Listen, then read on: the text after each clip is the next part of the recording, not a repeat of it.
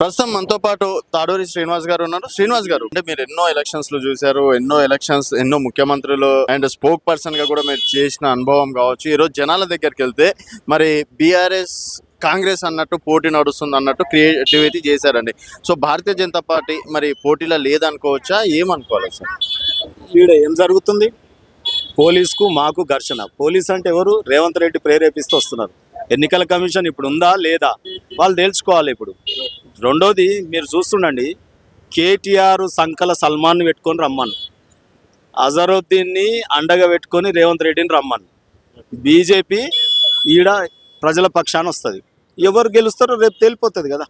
So ముందుంది ముసళ్ళ పండుగ, ఎందుకు జర్రంత దూరం? ఇంకా 5 రోజులు ఉంది. 5 రోజులలో చూస్తాం మన తడాక. అంటే ఇన్ని రోజులుగా మారింది, 5 రోజులు ఏం మారుతుంది అనుకో. ఎందుకు మారలేదు? ఎమ్మెల్యే ఎలక్షన్ నుంచి ఎంపీ ఎలక్షన్స్ వచ్చేసరికల్లా కిషన్ రెడ్డి గారికి ఎంత మెజార్టీ పెరిగింది? 65,000 ఓట్లు. మాకు వస్తే బీఆర్ఎస్ 16,000 18,000 ఓట్లకు పడిపోయింది జూబ్లీ హిల్స్లో. మరి గ్రాఫ్ ఎవరిది పెరుగుతూ ఉంది? మొన్న ఇంటెలెక్చువల్స్ ఎన్నికలు జరిగితే ఎమ్మెల్సీలో అది మనమే గెలుస్తుంది. ఏ ఎన్నిక వచ్చినా మనమే గెలుస్తుంది. మొన్న జిహెచ్ఎంసీలో ఓవైసీ ఎంఐఎంకు మేయర్ పీఠము దారాదత్తం చేస్తామని అంటే ఎలక్షన్ పెడితే మరి బీఆర్ఎస్ పారిపోయింది ఎన్నికలలో. మేమే కదా ఎదుర్కొంది. అండ్ ఇక్కడ రేవంత్ రెడ్డి గారు పదే చెప్తున్నారు, బీజేపీ అనేది పోటీలో లేదు, డిపాజిట్ కూడా రాదు అని చెప్పేసి కిషన్ రెడ్డి గారి పైన, బండి సంజయ్ గారి పైన కూడా విమర్శిస్తున్నారు.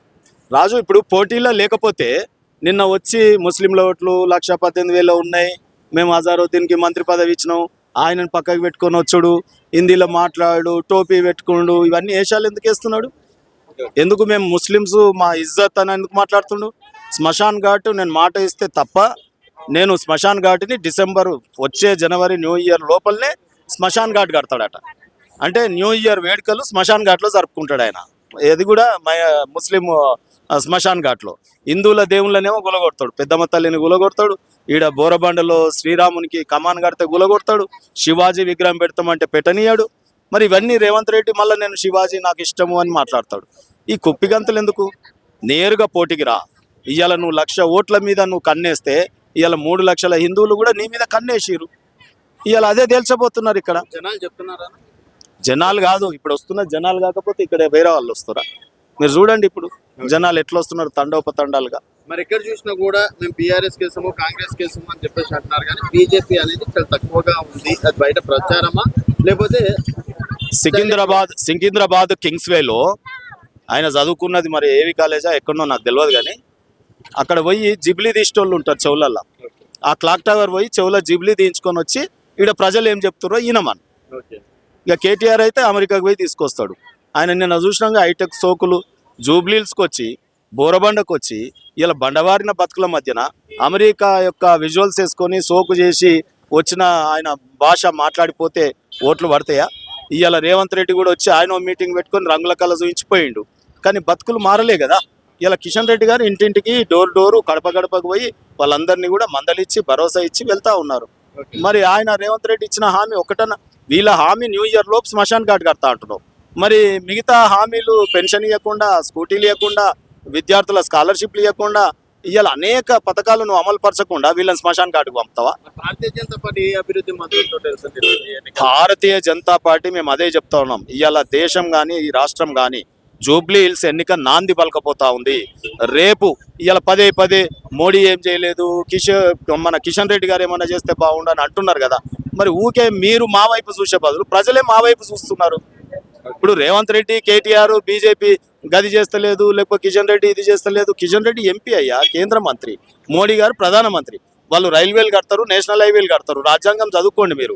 నువ్వు మోరీలు కట్టాల్సింది గతంలో 10 ఏళ్ళ మున్సిపల్ శాఖ మంత్రి నువ్వు కదా. డ్రైనేజ్లలో పిల్లలు పడకుండా చూడాల్సింది నువ్వు కదా. ఇవాళ రోడ్లు వేయాల్సింది నువ్వు కదా. మంచినీళ్ళు ఇవ్వాల్సింది నువ్వు కదా. మౌలిక వసతుల కల్పనకు మంత్రివి కదా నువ్వు, మున్సిపల్ శాఖ మంత్రి. ఏం ముఖం పెట్టుకొని వస్తావు? ఇవాళ ఆయన రేవంత్ రెడ్డి 2 ఏళ్లలో నువ్వు ఏ వర్షానికి రోడ్లు బురదమయమైతే నువ్వు ఎక్కడ బురద తీసినావు? ఇవాళ గది కాదు కదా. ప్రజల దగ్గరికి వర్షాలు పడ్డప్పుడు పాయింట్ మీదికి చెక్కుకొని మీద రుమాలో కొంగో కప్పుకొని తిరుగుతున్న ప్రజల్ని ఇవాళ చూసి ఓట్లు అడగాలి. ఇప్పుడు నవంబర్ 14న విజయడంక నేను ఇంతకుముందే చెప్పిన, బీజేపీ విజయ భేరి కేటీఆర్ రేవంత్ రెడ్డికి కర్ణ బేరి పగులుతుంది. కన్ఫర్మ్ కన్ఫామ్ పక్కా. పక్కా. అండ్ ఇంకోటి అన్న మెయిన్ బీసీ సంఘాలు కూడా నిన్న నవీన్ యాదవ్ కి మద్దతు ఇవ్వడం అనేది జరిగింది. మీరు కూడా బీసీ బిడ్డ ఎంబీసీ కార్పొరేషన్ చైర్మన్ కూడా చేశారు కదా, మరి బీసీలు ఎటు సైడ్ ఉండొచ్చు ఈ రోజు? బీసీలంతా ఇటువైపే ఉన్నాడు ఇవాళ. నేను బీసీల నాయకున్నే కదా, నేను తిరుగుతా ఉన్నా. బీసీ కుల సంఘాలన్నీ కూడా మేము ఇది చేస్తా ఉన్నాం. ఎక్కడ లేని డిఎన్టీలు ఇక్కడ ఉన్నారు. ఇక్కడ పూసల వాళ్ళు ఉన్నారు, గౌడ్స్ ఉన్నారు, యాదవులు ఉన్నారు, కుమ్మర్లు ఉన్నారు, వడ్డెర్లు ఉన్నారు, ఇలా రజకులు ఉన్నారు, నాయి బ్రాహ్మణులు ఉన్నారు. అసలు ఎక్కడ పో నువ్వు అనేక కులాల వాళ్ళు ఉన్నారు ఇక్కడ. ఇదంతా కూడా ఒక మినీ ఇండియా. మరి ఇక్కడ వాళ్ళకు స్థానమే లేదు. కేటీఆర్ లాంటి కాస్మెటిక్ లీడర్కి, రేవంత్ రెడ్డి లాంటి, ఇంకా చెప్పాలంటే మాటల రాయుడు కేటీఆర్, కోతల రాయుడు రేవంత్ రెడ్డి, రైట్ రాయల్ కిషన్ రెడ్డి, మోడీ గారు, వారు ఇప్పుడు బండి సంజయ్ గారు వస్తున్నారు కదా, బండి సంజయ్ గారు మాట్లాడతారు కదా.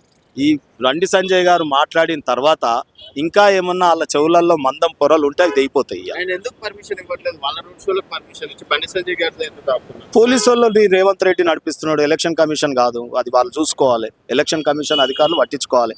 ఇప్పుడు మీరు పర్మిషన్ అనేది యాజ్ అన్ అడ్వకేట్ పొద్దున పోలీసు వాళ్ళతో మాట్లాడినా. నేను ఏమన్నా అంటే మాకు ఇచ్చింది పర్మిషన్ ఆర్ఓ, ఎన్ఓసి ఎవరు ఇచ్చారు? పోలీస్ డిపార్ట్మెంట్ ఇచ్చింది. ఇచ్చినాక ఈ పోలీసు వాళ్ళు ఎవరు గల్లీలలో చాపనికి? నేను ఇదే అడిగిన ప్రశ్న.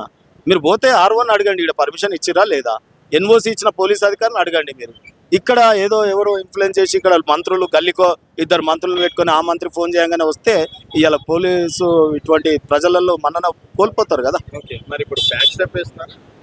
ఎక్కడిది బ్యాక్ స్టెప్? ఎవరేస్తారు? ఎవరేస్తారు? సింహం వేస్తుంది. బ్యాక్ స్టెప్ వేసినామా? ఇప్పుడు సింహం లాగా విజృంభిస్తున్నాం. ఇప్పుడు వచ్చి 2 జెండాలు తక్కువ కట్టుర్రి, 2 మైకులు తక్కువ పెట్టుర్రి, ఇక ఇప్పుడు ఇట్లా లొల్లి చేసారు. పొద్దున్న నుంచి ఏమో మమ్మల్ని నేను మీటింగే వద్దన్నాడు. ఆ తర్వాతనేమో కొద్దిగా ఇటు జరుపురు అంటారు. తర్వాతనేమో ఇప్పుడు మైకులు కొద్దిగా తక్కువ పెట్టురు అంటారు. ఆ తర్వాత కొన్ని జెండాలు ఇప్పిర్రు అంటారు. అసలు ఏంది ఎందుకు ఈగోకపోతున్నాడు రేవంత్ రెడ్డి? నాకు అర్థం కాదు. నిన్న కేటీఆర్ వచ్చిపోయి, మొన్న కేటీఆర్ వచ్చిపోయాడు, నిన్న రేవంత్ రెడ్డి వచ్చిపోయాడు, ఇవాళ బండి సంజయ్ వస్తున్నాడు. మీరు చూడండి తడాకా ఎట్లా ఉంటుంది. ప్రస్తుతం మనతో పాటు